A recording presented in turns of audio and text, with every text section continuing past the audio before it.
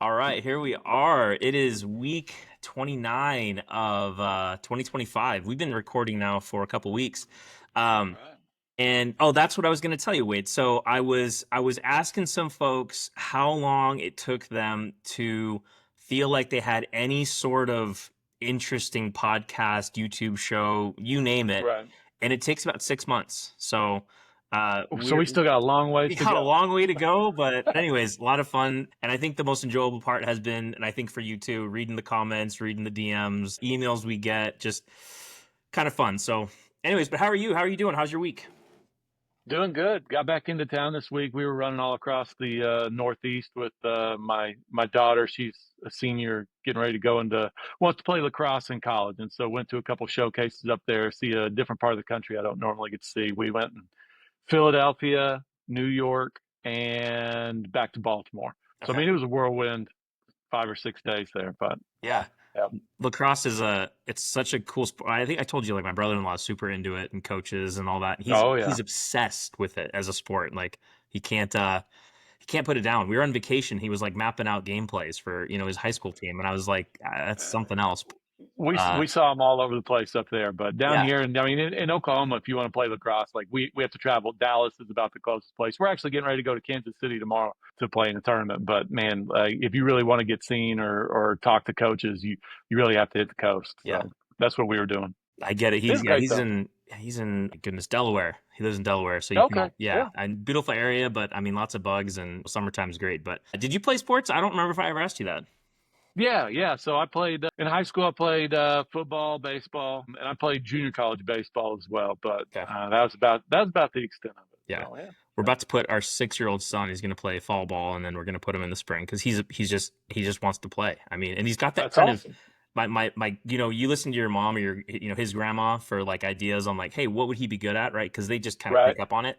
She's like, you put him in baseball. She's like, he's got that eye, he's got the arm, he's smart enough to do it, like, and he's kind of tall and lanky, so T-ball is awesome yeah, too. Like, I mean, when they're at that age, like, they're running to third base when they get a hit, or they're out there, sitting down in the outfield. Like, it's you just got to enjoy for what it is. And yeah. that's a great time. I'm afraid my son, he knows the rules really well. So like, we'll go to a Okay, game and all he's one right, of those kids that's already like, he's figuring stuff out before I am, which okay. just shows you how little I know about the sport. But I'm like afraid he's going to be the kid that he's like telling everyone what to do. And that's my only concern. Hey, you can't have enough coaches at that age. You All can't, right, you can't. Yeah. Even if they're smaller than you. So.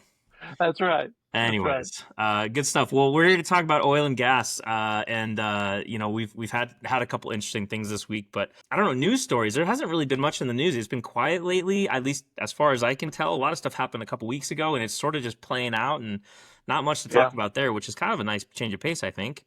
it Um, really is. A lot of times, boring is good. yeah, boring is good. Let's keep things mellow. Um, but one thing I wanted to bring up, and I'm gonna try to find. I know I sent it to you in an email, and then I closed it. So just give me a second. All right. Yeah. So, um, our flowback video. Okay, the Okay, one that's got like I don't know 60,000 views. The only video that we've got, I think that's done that well, which is totally fine. We're not here for the glory, but there was a ton of comments. So I scraped 162 comments and I ran them through, ChatGPT. okay, And I just wanted to kind of get a sense of, the overall feel of it. So there's kind of a debate, and the debate thing was flowback versus well testing, right? okay. And the most common comment was, you guys are talking about well testing, not flowback. Get it right, figure it out. Why are you guys even making a podcast? Great. So here's the deal. So the terminology, it varied by region and company. Okay. So traditional flowback was managing the initial flow of the frac fluid and formation fluids after stimulation. Then we went into well testing, which was the longer term production testing and optimization. And then for some reason, there's this label called modern flowback, which I don't necessarily agree with, but it often includes both phases. So you have the initial cleanup through the production testing side. So I wanted to get your feedback on maybe those comments, kind of what your overall take of everything's going on. And maybe we were wrong or maybe we were too much in the gray. I don't know, but curious if you had any opinions on it. Well, I mean, whenever I look at that, I mean, everybody does everything a little bit different, right? Like whether it's the length of the flow back or all those different things. There was tons of comments talking about that stuff. I mean, if you walk onto a drilling rig right now, there's one piece of equipment that can be called 3 or 4 different things. All of them, you know what they're talking about, right? Some are more appropriate than others. Some are more technical than others as well. But it's all kind of referring to the same part, and people will disagree on what it's called. And so I think, a lot of times you see that in just general operations. And I think you see that in where you stop flowback, where you call it well testing, where you start doing some of these different things. And so I think that's probably just, from basin to basin and operator to operator. I think everyone views that their phases of that well differently. And that's probably a lot of what we're seeing right there. I like that. And like a lot of times too, right? So depending on your industry, there's always jargon, there's always something else to, Yeah. go through too. Other Yep. industries, right? I've seen kind of your more old school operations that are, trying to, I guess, modernize a little bit and change things. And so you bring people in that maybe start calling it something different or has that kind of corporate feel to it, right? Where it's like, we don't call that, we call it this. And, they start Right. retraining everyone too. I'm sure that's part of the oil and gas world too, but Well, take for example, in Oklahoma, we've got a formation called, well, it's called 3 different things, right? Depends on where you're at, depends on the geologist too, because a lot of times the geologists, even at the same company, will differ on it. But it's all the same formation. It's called the Maze, the Sycamore, or the Mississippi, right? And I'll tell you, like, I haven't gotten into the weeds enough to know if there's actually a physical difference between those 3 nomenclatures and like what it's actually referring to. But I know they're all referring to, that the zone right above the Woodford. And so it's funny that, there's just so much disagreement on something that, you'd all look at the same log and point to the same place. Yeah, it makes sense. So I guess it helps to kind of know who you're working with, and you probably helps to, 100%. yeah, exactly. And then you'll at least be on the same page. When I did contract geosteering, the first thing I did when we sat down with a new client or a new operator was to get our nomenclature right. It's like, all right, so this right here, what do you call this? This right here, what do you call this? So that way we're always, referring to the same thing. We'd always adjust our terminology and our lingo to kind of suit what they're used to. I like that. That's actually really smart. I might have to do that with a couple people that I work with here. I've Kind of get seen, everyone on the same I page. saw you guys do that, in one of those meetings I sat in with you on. You Mhm. guys were kind of going through different parts of it, explaining it, and say, well, we kind of call it this, and I think it's pretty universal across industries. Yeah, a little bit of translation. So, Yep. absolutely. So another point I was going to make on the and again, I'm just so fascinated by the topic because we keep getting comments. But so flowback versus well testing. Another thing that they were talking about was let's see here. All right, yeah. So regional differences. Okay, so North Dakota comment was we've been here over 3 years and we have yet to use flowback on a frac job. Then we go to Texas or New Mexico. Flowback Okay. hands are commonly on the XTO and Exxon sites. Wyoming, flowback hands are regularly on location. Right. And let's see if we go up to like Pennsylvania, so you get flowback from frac through completion testing. So all the way through the process. So I don't know, it's pretty interesting. It sounds like if you want a very diverse job with a lot of potential or optionality, flowback might be the place to go because they do it all. Right. So Yep. pretty cool. We were talking before we jumped on, but AI. Are you using Okay. AI? I don't know, like, do you guys have like an AI policy for engineering or do people use, I mean, I use it all the time for different things, right? I was just, Right. before this, I was building a website page and I was using it for HTML and CSS and all that. Are you guys using it in your day to day? Oh yeah. Let me say this: becoming more and more integrated and using it as time goes on. So it's one of those things that it felt like a year ago. It's one of those things of like, this is never. I don't know how I'm ever going to use this. But the more I used it, the more use cases I saw, and then the more use cases I kind of discovered, the more I started using it and kind of stretching its boundaries. And now it does some just massively impressive things. So like the other day, I took a few LAS files, which are essentially just like digitized logs. I uploaded it to, I can't remember if that was ChatGPT or Grok. You tell it, hey, pick the Mississippi top, pick the Woodford top, uh, treat it like you're a reservoir engineer, do a gas in place analysis. And it starts running through here. You kind of confirm your tops, everything looks pretty good. It starts going through looking at like net reservoir. It starts doing water saturations and all these different things based off of all the data in the LAS file. And honestly, it comes up with what, I am no reservoir engineer, right? So I'm not claiming to be an expert in regards to that. I've seen a lot of presentations and a lot of the data and stuff, but it really seemed to match very well with kind of, I guess, what you'd call, standard results. The other thing is too, is that, there's wells in that section. And so then I tell it, I say, okay, take this information. Say that you have a 5,000-foot lateral in this section. What would you expect your first 2 years cum production to be? And it was on the money on the oil, but it was an order of magnitude off on the gas. But it was just a really interesting result, and it's one of those things that it was just extremely eye-opening, because me not having the background or expertise to be able to do that analysis, for it to be able to kick out something like that in 10 or 15 minutes, and then even beyond that, just kind of walk you through the process, it would finish one aspect that you asked the question, say, do you want me to do this? And do you want me to do this next? And yes, continue, and it Right. just leads to more and more questions. And in the end, I think came up with a pretty solid analysis. Mhm. I even ran it by a couple of friends to see kind of what they thought, and just at first blush, they felt like it was decently accurate, at least 15 minutes, in the time that it took to make it. So it is. I think it's going to continue to expand. It's going to make the oil field more and more efficient. I think the downside is that it's probably going to, result in more jobs lost and less people in our industry. But it is extremely, extremely impressive. I think I don't know it. I've been using it to like validate things, right? So for me, Hmm. it's kind of more. I still like to use it as a fact checker or like a direct, like make sure I'm directionally correct on something more than anything else. Right. And like restructuring or organize is pretty cool too. But yeah, I usually use like Claude. That's the one I've just kind of preferred. Okay. ChatGPT has always been kind of like, I don't know. I feel like I'm putting all my information into this like untrustworthy source for some reason.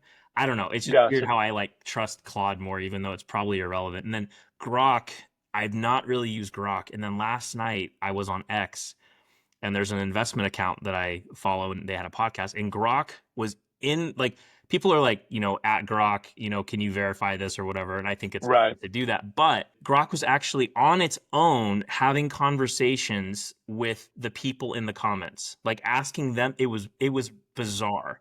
Um, Interesting. it was kind of scary. Like I showed my wife, I'm like, I think it's like thinking now on its own, but it's pretty This is interesting. It's they're weird. they're they're taking it in some weird directions, that's for sure. Yeah. Yeah, and then like let's see, what's the other one? The oil and gas one. Clyde. Have you used Clyde Glide. much at Yep. all, or not really? I really haven't. I've just I think I was introduced to the site maybe here about a month ago, and I just haven't had time to really sit down and kind of dig into it deep. But anything that's heavily oil and gas focused, like it's something I want to look into and see what kind of benefits it has or how we can contribute. There's definitely more activity on there. I think I signed up like one of the early, I don't know, probably like 3 months after launch. A friend of mine said, "Hey, you got Yeah. to check this out." And so I've been on there for a while. It seems like a lot of their stuff is more enterprise. Like I know they're working with some of the bigger producers to, Right. get it integrated, which is cool. The hard time part I have on Collide is that they have this ranking system, and it's like there's people with hundreds of thousands of, points, I guess. And I look at that Right. and I'm like, well, I'm never gonna catch up. So it just kind of, I don't know. And I think there's other people on there. Like I just want to win, right? I want to be at the top. I Okay. don't have Yeah. enough to share though, right? So it's like I'm never going to be at the top. Why should I even, take a shot at it? But I You just learn got to be something every dedicated. time I go on there. There's some people that post some great stuff, and it's you can learn a lot on there. I just again, it's like another social media thing, just like you said. Another thing you got to check, another thing you got to learn about and go figure out. And it's like, if I could use Collide, I think for everything, like I, use Claude, I would probably spend a lot more time in there. But it just doesn't have Right. that, and they're not looking to be versatile like that. They want to be focused on oil and gas, but Right. it's just another thing to learn. So, anyways, I love the team over there. I love everything they do. But yeah, that's the one thing. I'm like, I'm not going to be able to outperform this point system. It's just not going to happen. Anyways, that's a whole other Oh, story. that's funny. Nothing we got to worry about. All right, let's see here. Gosh, so much to go over. We talked about drill bit technology. All right, glycol pumps. You know anything about glycol pumps? What they are, what they do, what they're used for? Yeah. Yeah. Really curious about kind of dig into those a little bit. So my understanding of it, and I had a conversation on, it was a TikTok live that I was hanging out on. So basically, my understanding is like they're taking the water out of the gas, but they're pretty finicky. So every now and then you kind of have to, rebalance it or some sort, Right. basically like rework it so it works. But maybe in a little better detail than just what I said. What does a glycol pump do, and why would we want to have one? So I'll tell you, I have limited. Whenever you were saying a glycol pump, I immediately thought of I guess what I would call a dehy. All right, and so this is something that I don't have tons of experience with, but essentially, as part of your production equipment you've got out there, you're flowing all of this through this glycol, and it's essentially pulling out a lot of your water. And then once it becomes saturated, you've got to replace it. Essentially, you've just got to get a fresh glycol out there, and so you're pumping fresh glycol in all the time to continue to dry out that gas. It's a pretty complex system, highly monitored and highly controlled in terms of temperature. I'm sure pressure is a part of it as well. But when you talk about a glycol pump, you're talking about something to remove water from your gas, Okay. essentially. And the lease operators are the ones that are working on those, right? They're going out Yes. there to get them fixed. And as I was Yep. corrected in one of our previous videos, a lease operator and a pumper are the same thing, but the lease operator is the current term. So, anyways, to all you lease Exactly. operators, I'm sorry Yep. for getting that wrong. I'm pretty sure some people said lease operators are different than pumpers too, and so I was like, You're right, they did, but you can always be right and wrong at the same time in the oil field. we're gonna have to rebrand the show. All right. Did we talk about? Okay, so here's something I was thinking about too, because right now everyone is posting photos of their frac ponds with rattlesnakes. All right. Okay, I saw that. Yeah, and every third photo that I'm seeing on any Yep. platform right now, because everyone that I follow or engage with is oil and gas, it's a rattlesnake in a frac pond. So, how far away are these frac ponds from the drill site, and how are they moving water between them? Like, or is it just such a varied thing that it's maybe that's not even a real question? I don't know. It's super varied. It just depends. Sometimes they're literally right across this road. Oftentimes they're 4 or 5 miles away. And so you're running 4 or 5 miles of like fast line and all this other stuff. Sometimes booster pumps if you're having to go uphill and do all this other stuff to be able to transfer that water from your frac pond to your location. There's a lot, I'm thinking really in terms of drilling, but I think it applies to the frac side as well. The frac side just has much, much, much higher volumes than what we do on the drilling side. But if you drive out in western Oklahoma right now and you look along the side of the road, a lot of times you'll see fast line laid across there. It'll be going across somebody's pond. On the well that I'm drilling the other day, we had some leaks on it, and from the rig floor you kind of see it spewing out. I had to go out there, cut it, put it back together so we could get sufficient water to the rigs. It really just depends on where you're at. I'd say in Texas, western Oklahoma, it's probably further than a lot of other places just because water's a lot more scarce out there. Right. Yeah. And are these ponds pretty much like a permanent thing, or are they, they're just building these ponds and they're filling them in after the site's done? Like, what's kind of the work on that? Yeah, it's just varies. Sometimes you'll drill some water wells and you'll flow into a pond trying to fill it up before everybody arrives out there. Sometimes I think you can get permits to even like suck out of a river or something, but a lot of times there's protected species or things like that in the river that you've got to be really careful for or careful of. It's just different. Out like I said, we talked about a couple weeks ago. Out in the West Texas Panhandle, we recycled all of our frac waters, pipeline it down to huge, huge frac ponds, and constantly turn it, treat it, and then pump it back out to the next location. And so it's just, there's no one size fits all for your water gathering and all that. Okay. Got it. Awesome. I wish I could ever give you like a definite answer, but I know, it's no, that's the fun part for me is like there's no, I mean, it's kind of like, well, we're not sure yet, right? It's right. like everything else. I have to, for me, everyone asks like, there's like specific questions, but it's like, well, I have to go read it. And they're like, well, can't you read one you've already read? And it's like, no, because they're all different. If an attorney touched it, it's gonna be different. I promise you. Right. Yep. So it's Yep. part of that. Well, and you can think about it too. I mean, when you move from well to well or frac to frac, I mean, you're moving tens, if not sometimes hundreds of miles. I mean, everything can change in just a few feet. And so to move that far, water sources, drilling conditions, frac gradients, all these different things are going to change as you move around.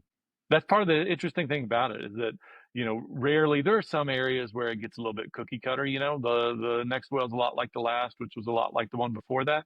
But I would say that's probably a little bit more rare. There's than most of the drilling that's going on in the U.S. As an engineer, do you have a preference for working on like more complicated things, or do you like things to be more steady? Because like for me, I prefer things to be different all the time. But if I Right. talk to other friends of mine, they're like, "Nah, like I like that. I like everything to be the same and predictable and all that." Do you have a Right. side that you fall on with what you're doing? I tell you, both have their benefits. The great thing about just no surprises and this kind of cookie cutter deal is that you usually get more sleep at night, less phone calls during the day, less interruptions on your, nights and weekends and all those different things. The downside to it is that after you do that a dozen times, it can get a little bit boring. Yeah. It's just, you're really scratching and clawing for very, very small benefit at that point, which still an important job, but maybe not as exciting as it is whenever you're going to a new area and there's just a lot of unknown and uncertainty. But after 3 or 4 weeks of not sleeping much and constantly being on the phone, like, you die for a nice, Yeah. steady, boring An, well, an easy one. essentially. Yeah, I get it. I That's right. totally That's right. understand. Yeah. And again, I guess there's certain times when I just want everything to be easy and too, but it's like I don't know, Right. I prefer the interesting stuff just because it kind of keeps me on my toes. Oh, But 100%. but Well, yeah. you're learning, you're being challenged. You feel like you actually got something accomplished whenever you're done with it.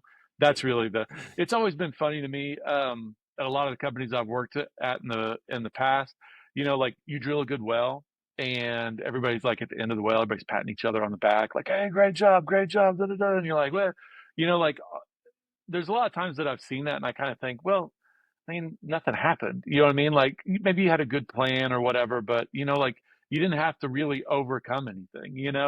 I think a lot of times those wells that seems like everything's falling apart, but you really had to work hard. You had to work as a team. You had to come up with kind of innovative solutions or different ways to tackle a problem.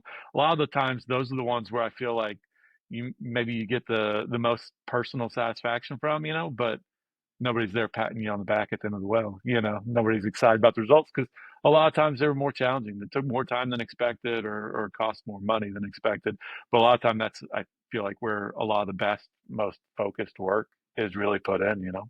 And even on those easy wells, quote unquote easy wells, Mhm. right? There's probably something that is going on site, small things that the guys are trying to figure out Right. as they're doing it that maybe come Yep. up too. So it's, I guess when you say easy, it's not easy. It's just Right. there's less Well, yeah. complexity, right? So that's a Right, big part and of I'm also kind of speaking from my side too, it. right? Totally, Which yeah. From the which is engineering side, nights yeah. and weekends and all that stuff. Yeah. Those guys are still sacrificing being out there, being away Right. from families, missing ball games, doing all those Totally. different things. And so, Yep. when I say easy, I guess what I mean is not as technically challenging, right? Sure, exactly. Yeah, Yep. 100%. No, there's always layers to it, right? And so I Hmm. think that's part of it that you Yep. got to pay attention to. When you drill the really deep wells and you're taking gas kicks and you're circulating out gas and you're hoping you don't get differentially stuck when you circulate it out and do all that stuff, you know, um, you kind of there's definitely a sense of satisfaction whenever you're done with it. You feel like you've actually accomplished something. Right. I was going to ask you, the biggest rattlesnake you've ever seen on site. Like I've come across in California, I've had a 4 foot rattler before. What's the biggest rattlesnake you've come across? I I don't know if it wasn't a rattlesnake. The biggest snake that I came across on location was a king snake down in Louisiana. I think it was a Okay. king snake. Yeah. It was hiding underneath like a water transfer guy, and like as I'm walking by, it like came out, and scared me to death. I swear that thing was like 6, 7 feet long. It was Yeah. absolutely huge. Yeah. Went off into the woods, and I was done with it. As far as rattlesnakes go, I haven't seen tons on location. I That's guess good. is what I'd say. There's generally. I'm going to say this and people are going to say you're an idiot, right? But like, I think generally there's enough activity to keep a lot of the stuff like that away, and on these rock locations, at least on a drilling site, on a production pad or something like that. I don't know about it, but we still see snakes and all that stuff out there. But 4 foot rattlesnake's pretty big. Yeah, no, it was huge. I think I was like 13 years old and we were, cleaning some stuff out. Right. I live out in rural California. I'm not like in the middle of the city or anything. So, This uh, one on Rodeo Drive. no, not even close. Yeah, no, I've actually never been to Rodeo Drive, which is kind of funny. But yeah, I think my wife would love to take me there. I just haven't made the time. But I Or the remember when money. I bought my house and I had probably about 50 dead trees on my property that I had to cut down. Okay. I was 22 years old, and I'm like, all right, so I'll get this handled. So I got a chainsaw, and I remember I was cutting a tree down, and it was probably like 2 foot diameter, right? Pretty good size. Okay. And I felt like the ground under my feet was like shifting. And Right. I looked down and I was standing on like, like leaves that were probably 3 inches thick. And I looked down and there's a snake like going under my feet as I'm cutting this tree down. Dude, I flipped out so fast. Like I shut that thing off. I'm like, I think I like ran like 10 feet the other direction within a half a second. And anyways, I went, of course, I was curious, so I went and got a stick and I'm like poking around it. It turned out just to be a little racer snake, but Oh, okay. it's good size, but still, you see moving snake flesh, Right. you are moving quick. So, Yeah. especially if you're standing on it. I don't care if you're wearing boots, chaps, I don't care at all. You're moving quick.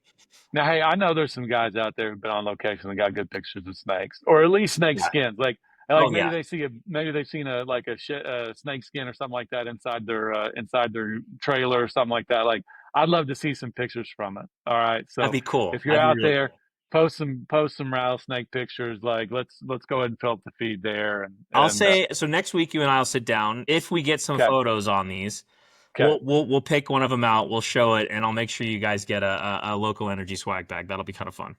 So, all right, let's how's do it. that? We'll do something fun. Sounds good. I like to keep those things going. It's entertaining.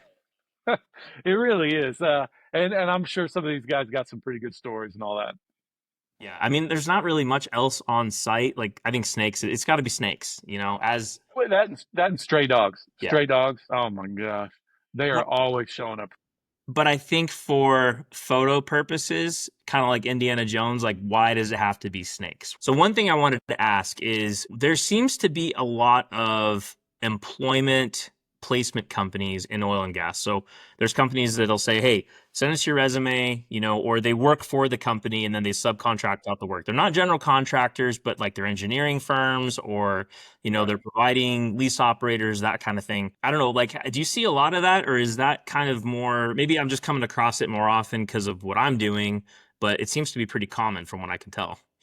No, yeah, it's definitely common. I mean, I would say it probably doesn't dominate the marketplace. I think most people are still using pretty, what you'd consider standard mechanisms, going on LinkedIn or seeing something from a company and all that. But there's been recruiters in the oil and gas space for decades, and they've helped with placement. I mean, a lot of times you're looking for very, very specific kind of requirements, certain basins, certain areas, and those people don't always live there. You know what I mean? Just because you're based in Denver doesn't mean you're drilling in Denver. It doesn't mean that all your talent's in Denver. And so I think using some of these recruiting agencies or recruiting firms can, they've built relationships over years, possibly decades. They know people in Houston and Tulsa and Oklahoma City and Wyoming and just all over the place, And so I think the recruiting firms can kind of help narrow down that pool pretty quickly. I'll also tell you from our experience as well, I think they could probably be a time saver. We've opened up jobs before and had 500 applicants. Honestly, 450 of them were not qualified for the job. You know what I mean? Just didn't meet what were stated as minimum requirements. And so going through that, now I know now there's a lot of stuff out there that can kind of go through some of that. But at the same time, you want to give everybody who takes the time, and you don't want to miss the right person, right? So you end up looking at a lot of different things that you're spending time on, and it just doesn't fit the bill. I think a lot of times the recruiters can help with that, and the other thing is too is that the oil field's built on relationship, who you know and who knows you, who likes you, who trusts you, all those different things. And so with them having these big networks, I think that they can kind of help weed out even the qualified people pretty quickly based on what people they trust, the experiences they've had with possible candidates. So I definitely see a need for it. And I think right now they're probably doing pretty well with all the movement that's been going on in the oil field. Yeah, and I mean, when you're talking about building a network, I mean, as crazy as it sounds, I think even if you're just on TikTok, right? I'm not saying go on LinkedIn. I'm not saying go on anything else. If you just go on TikTok and you're connecting with people on there, believe it or not, there's some like-minded individuals on there that are kind of building out really cool things. And if it Sure. really just, I think that's a network in itself, right? And I think a lot of people miss that. But I think Collide, doesn't Collide have a job board too? or they've I don't discussed think it? you have it on Collide. I posted a listing for our internship, our academy, and I Okay. had a couple of kids that are, various, younger engineers that were like, "Hey, I'd like to be part of that and learn a little bit about insurance and go through the 12-week program." So, Joey Johnston is actually starting with us in a couple weeks here, All as our right. very first engineer in the internship program. So, Nice. yeah, it's going to be great. So I've got two professional rugby players, and then I have an oil and gas engineer. So I'm pretty stoked, like, to see what he brings into the Right. conversations will be really cool. I still got to work on a bunch of curriculum for that, but you remember that presentation I sent you, Yes. and you sent me Yep. back like copious amounts of notes, which were all great. I'm like, yesterday I'm sitting down and I started to go through it, and Wade and I are just gonna have to meet on this separate and just go through it. So whenever I was working at Baker Hughes, we started a geosteering kind of division in Oklahoma City. And one of the things that Baker was doing at the time was they were hiring kids straight out of college, and they sent them to what they called the sales academy.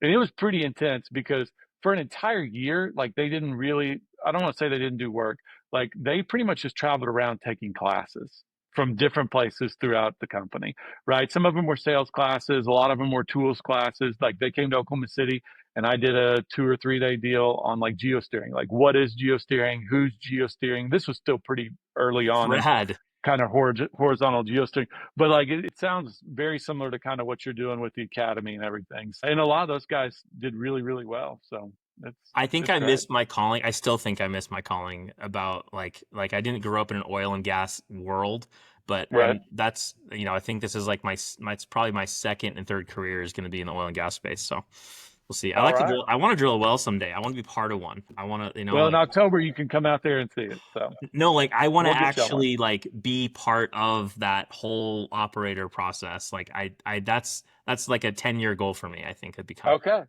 be All fun to do right. it sooner, but I don't think I'll have the chops, for quite a while. It's gonna take some time. Maybe I'll go. Yeah, we'll see. I can You dream. can do it. Set your mind to it. Yeah, I could dream. Sweet. Well, I honestly don't have much else to talk about. I kind of had a plan and then I didn't really deliver on it, so it's okay. But I've had a lot going on too. My brain has been kind of trying to figure out moving and stuff. So, All over the place. I understand that. all over. Yeah, and it doesn't slow down. All right, let me see here. Petroleum Alliance. Oh, that's it. Mid-Continent Energy Forum. I'll send you the link here real quick. Okay. Cool. I mean, yeah, it's 7. I could leave the day before. Man, if you come into Oklahoma City, I got a hotel for you to stay at. Yeah. It's right down there by the Jones. Yeah, it's an old bank. What is it called? Everybody in Oklahoma City is going to kill me, but It's all right. uh, there's a restaurant called Tellers there because that's how I remember. It's an old bank. Let me see here. Tellers, okay. What's the rest, or what's the hotel here? Is it First National? Something like that. Or maybe it's called the National. But I mean, yep, it's the National. Yep, you'd be in high style, man. I might have to check. I like staying at cool hotels. Like the older buildings are always fun. This one, just look at it. It's what is it? thenationalokc.com. It's a legit place. It's really cool. Yeah, I could come in on Tuesday and leave on Friday or something. Yep. We'll have to figure that out off the Make your way pod, but around. that'd be really cool to figure out. And then if Yep. Matt, if he wants to record, that'd be cool too. Yeah, I'll holler. Let me shoot him a text And if not, I'll just and call we'll in. see. But either way, that'd be super cool to. If you had a studio, that makes it even more fun. Yeah, he was mentioning something about plugging in a monitor and doing all this other stuff. So I was like, wow, I mean, it sounds legit. Sweet. All right. Well, yeah, let's connect, I guess, over email or something with that, and then we'll figure out timing. But I'd do it just for fun. All right, sounds good. Cool. Wade, I'll catch you soon, man. Thanks for hanging out. All right, take it easy, Peter.